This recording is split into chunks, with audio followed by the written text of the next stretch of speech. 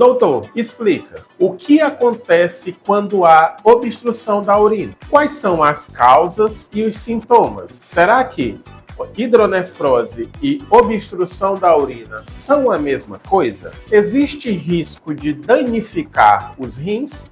Pois bem, nenhum desses questionamentos farão sentido sem antes entender o fluxo da urina dentro do corpo, os rins e as vias urinárias.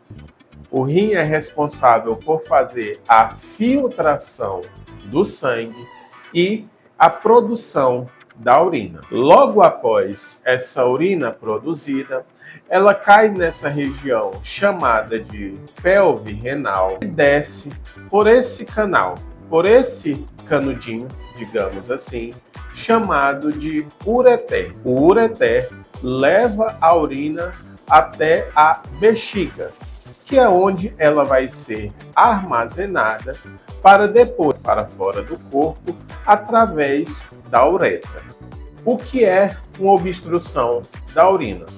Como o próprio nome já diz, é uma interrupção do fluxo normal da urina. Essa interrupção pode acontecer em qualquer ponto, em qualquer parte da via urinária. Pode acontecer lá em cima, próximo ao rim, na pelve, no ureter, na bexiga ou mesmo na uretra. E o que é a hidronefrose? É quando há uma dilatação das vias da urina.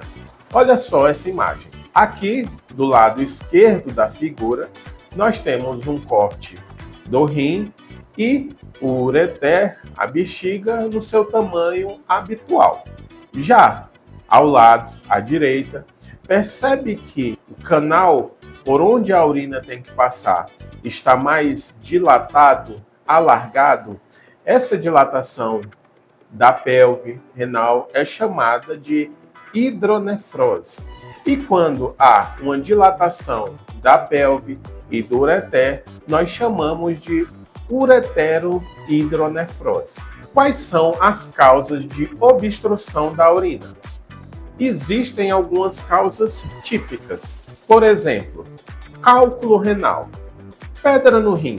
O cálculo ele pode desprender do rim e, ao passar pelo ureter, que é um canal bem estreito, ele ficar preso e gerar uma obstrução da urina. Outro exemplo típico é o aumento da próstata, que nós chamamos de hiperplasia prostática benigna, que é comum em homens idosos. Porém, a obstrução da urina ou a hidronefrose pode acontecer em todas as idades e até mesmo ser congênita, ou seja, ser diagnosticada no pré-natal e estar presente ao nascimento. Mas as causas são diversas e podem ser doenças da próstata, doenças ginecológicas, doenças abdominais ou do intestino, doenças malignas, as neoplasias, doenças neurológicas.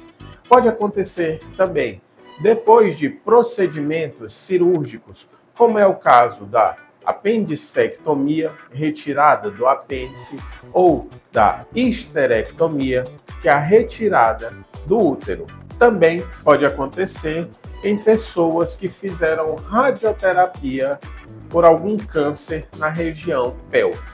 E será que a obstrução da urina dá sintomas? Em crianças, ela pode ser completamente assintomática. Já em adultos e idosos, costuma dar os seguintes sintomas: dificuldade para iniciar a micção, dor ou desconforto para urinar, retenção urinária, que é quando a urina está presa, urgência ou aumento da frequência para urinar e redução do jato urinário. No entanto, nenhum desses sintomas pode estar presente. Algumas pessoas vão sentir apenas, por exemplo, infecção urinária de repetição. Como se detecta a obstrução da urina? Como é o diagnóstico?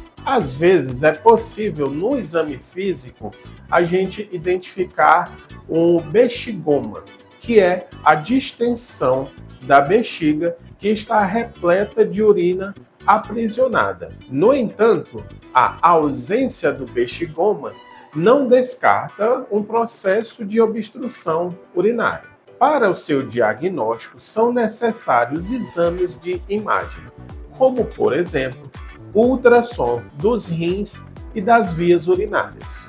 É uma forma rápida, fácil, acessível de se detectar a obstrução, de se quantificar, avaliar como está essa obstrução e, em alguns casos, identificar a causa que está levando.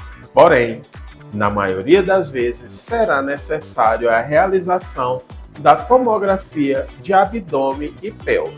Após diagnosticada a obstrução, qual o tratamento? O tratamento acontece conforme a causa.